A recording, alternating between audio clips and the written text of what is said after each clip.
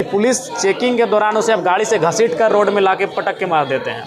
आपको लगता है पूरा सिस्टम यहाँ खराब कर बिल्कुल बिल्कुल सिस्टम पर, ब्यूरोक्रेट्स पर सरकार का कोई नियंत्रण नहीं है। उसी का उदाहरण देवघर की ये घटना। मैं उस जहाँ तक उम्मीद की बात है, उम्मीद तो बहुत सारी है, लेकिन अब बजट प्रस्तुत होने के बाद ही पता चलेगा कि सरकार कितना गंभीर है झारखंड वासियों के लिए। ये बजट प्रस्तुत के बाद ही पता चलेगा। जयराम जी, पहला बजट आपका एक होगा विधायक के तौर पे, क्या उम्मीद है इस सरकार के बजट से और आप लोगों को क्या लगता है फोकस कहाँ होना? देखिए, एक युवा विधायक होने के नाते हमारी तो उम्मीद होगी कि इस राज्य में रोजगार के सृजन के साधन ज़्यादा हों। जो युवा जिन पर वादा भी सरकार ने किया था, जो ग्रेजुएट होंगे उनको 5,000, जो पोस्ट ग्रेजुएट उनको 7,000, ऐसे बहुत सारे वादे थे। तो मेरे हिसाब से युवाओं को पर विशेष ध्यान देने की आवश्यकता है सरकार को, और उसी का आस लगा युवा इस बजट को आज निहार रहे हैं। तो उम्मीद लगा कर बैठे हैं कि बजट में उनके लिए कुछ विशेष होगा, गांव गरीब किसान के लिए विशेष हो।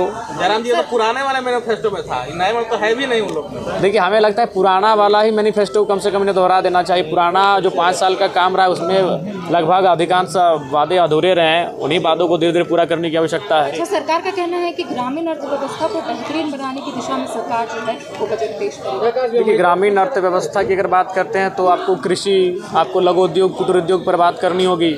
जो प्रवास की संख्या बढ़ रही है उसे नियंत्रण करने की बात होगी। तो देखते हैं इस बजट के माध्यम से वास्तव में सरकार जो कह रही है उसे धरातल पर कर रही है कि नहीं, ये हम लोग देखेंगे। देवघर में एक महिला की मौत हो गई है। देखिए, मैंने आपको शुरू में ही कहा था, तो बहुत सारे लोगों ने मेरा उस बयान को विवादित बता दिया कि अपने सदन में कह दिया उगाही का महीना। वास्तव में उस पुलिस पर नहीं, पूरे सिस्टम पर आप सवाल कीजिए। चूँकि मैंने पहले आपको कहा ये उगाही का महीना है, उन पर दबाव है। और देखिए, आज उनके लोभ लालच के कारण आज एक महिला की उसमें क्या कसूर था भाई? ये तो पहली बार हमें लग रहा है कि हिंदुस्तान में हुआ होगा कि पुलिस चेकिंग के दौरान उसे अब गाड़ी से घसीट कर रोड में लाके पटक के मार देते हैं।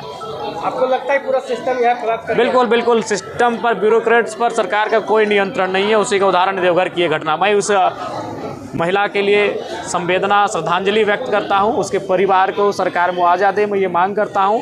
और जिन के माध्यम से ये कृत्य हुआ, कुकृत्य, उन पर कार्रवाई हो, मैं ये भी मांग करता हूं। रहेगा मैडम, खास रहेगा, निश्चित रूप से खास रहेगा।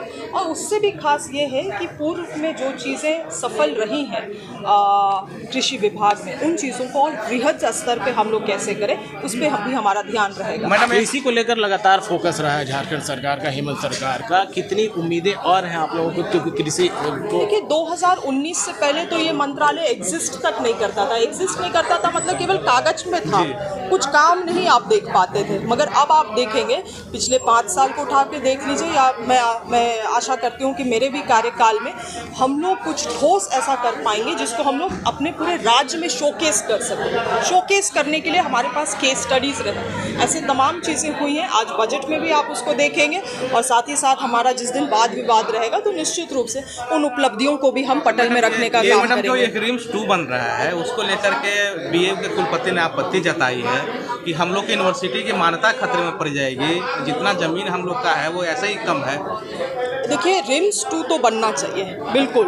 जो अभी वर्तमान में हमारा राजधानी में रिम्स है, उसमें बहुत ज़्यादा भार है। केवल इस राज्य से नहीं, लोग छत्तीसगढ़ और उड़ीसा से भी और बंगाल से भी आ रहे हैं इस रिम्स में। इसीलिए हम लोगों का बिल्कुल विचार है कि रिम्स 2 बने, मगर उसके लिए कहाँ बनेगा वो अभी वो सर्वे हो रहा है। अभी कोई ठोस निर्णय नहीं लिया गया, इसलिए इसमें कोई कमेंट नहीं करूँगी। बीएयू बचा रहेगा ना मैडम? भाई, वो हमारा शान है, हमारा गौरव है, बिल्कुल वो बचा रहेगा। और उसको कभी माननीय मुख्यमंत्री बिल्कुल एक खरोच तक नहीं आने देंगे। प्रॉमिस लिए हैं। डेयरी विभाग के बारे में मैडम एक शिकायत आ रही है कि डेयरी के जो उत्पादक हैं या डेयरी के जो व्यवसाय करना चाहते हैं, ऐसे जो एप्लीकेंट होते हैं, तो उन्हें कहा जाता है कि अपने जिला से अप्लाई कीजिए। जबकि बाजार जो है से दूसरे जगह, मान लीजिए सिमडेगा में व्यक्ति है और डेयरी का उद्योग करना चाहता है, आदिवासी मूलवासी समाज से आता है, और उसे कहा जाता है कि नहीं से तो यहाँ तो बाजार नहीं है, रांची में कीजिए। तो उसे तो फिर डेयरी नहीं, ऐसा आप मतलब आप क्या दूध उत्पादन का बात कर रहे हैं? डेयरी दूध उत्पादन में तो कोई समस्या नहीं है। इनफैक्ट हमारी पूर्व में जो हमारी सरकार थी, तो हम लोगों ने जो बोनस पैसा देने का था वो 1 रुपया से 2 रुपये, 2 रुपये से 3 रुपया। डेयरी के लिए डेयरी प्रबंधन के लिए, डेयरी के व्यवसाय के लिए यदि आदिवासी समाज की ओर से अप्लाई किया जाता है तो उन्हें कहा जाता है कि अपने ज़िले से अप्लाई कीजिए, जबकि उनके ज़िले में तो उस तरह का बाजार है ही नहीं है। वो तो अपने जिले से उस देखिए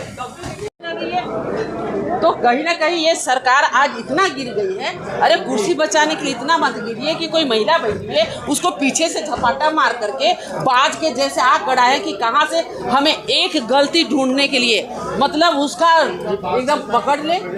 आप जगह बनाइए जहाँ पर कि मोटरसाइकिल रुके, गाड़ी रुके। हम ये नहीं कह रहे हैं कि गलत को आप साथ दीजिए, लेकिन वो महिला गिर जाती है देवघर में और उसकी मौत हो जाती है, उसका जिम्मेवार कौन है? क्या वो बच्चे अनाथ हो गए आज उसको वो मार दे पाएंगे ये सरकार? एक आतंकवादी को आप नहीं पकड़ पाते हैं, भ्रष्टाचारी पर लगाम नहीं है, लॉ एंड ऑर्डर आपका ध्वस्त है और जा करके ऐसे एक का बात करके मैया सम्मान योजना उसमें भी बंद किया गया है पैसा। और अभी जो सरकार महिलाओं के लिए बोलता है कि हम हक देने के लेके अभी वहाँ के तत्कालीन सीओ दर्जनों महिला के साथ पीड़ित किया है, जिसमें 2 महिला लोग लिखित रूप से दिया है, लेकिन अभी तक सीओ को कोई कार्रवाई नहीं हो रहा है। और चतरा में इससे पहले सीओ था, उसका वीडियो भी चल रहा है, एक महिला से 4 लाख रुपया मोटेशन के लिए लिया था। आप लोग लगातार सभी न्यूज में देख रहे हैं, मीडिया के द्वारा चल रहा है। और हम प्रश्न काल में भी सीओ का डाले थे, उसमें किसी तरह का जो प्रश्न का आंसर दिया गया उसमें हम संतुष्ट नहीं हैं। और लिखा हुआ कि चतरा डीसी द्वारा उस पे कार्रवाई किया गया था, लेकिन अभी तक कार्रवाई किया है तो किस तरह से वो नौकरी कर रहा है। और करोड़ों रुपया, अरबों रुपया वहाँ पे 4 लेन बन रहा है आपका बगोदर से लेकर हजारीबाग। जमीन में जाकर उन लोग को चेक पहले लेके काम कर रहा है, इसलिए सीओ को तत्काल बर्खास्त किया जाए, सीओ को बर्खास्त किया जाए। बिशुनगढ़ का सीओ है, हम बिशुनगढ़ का सीओ है और मेरा ही विधानसभा का मामला है, मांडू विधानसभा का। और इससे पहले भी चतरा नाम उसका भी हम नहीं जान रहे, लेकिन मेरा पास महिला लोग आया, सीओ बिशुनगढ़ का है। आरोप लगाया उन लोग के साथ आपका यौन पीड़ित किया जा रहा है और मोटेशन के नाम पे रात में बुलाया जाता है, होटल में बुलाया जाता है, उसके बाद होटल में गलत काम करने का प्रलोभन दिया जाता है। ये सारठ का क्या मामला है? सारठ में पुलिस द्वारा चेकिंग किया जा रहा था, साड़ी पकड़ा तो वहीं पे मोटरसाइकिल से महिला गिरा और वहीं पे मृत्यु हुआ है। महिला को मुआवजा और नौकरी देने का हम मांग करते हैं। और वैसे पुलिस पे जो जांच के नाम पे रोक सकता है, लेकिन किसी का साड़ी या पल्लू ने पकड़ के नीचे फेंक सकता है, इसलिए ऐसे पुलिसकर्मी को बर्खास्त किया जाए और नौकरी दिया जाए उस परिवार को। बिल्कुल। तो देखिए ये आंसू के विधायक लीजिए तिवारी महतो जी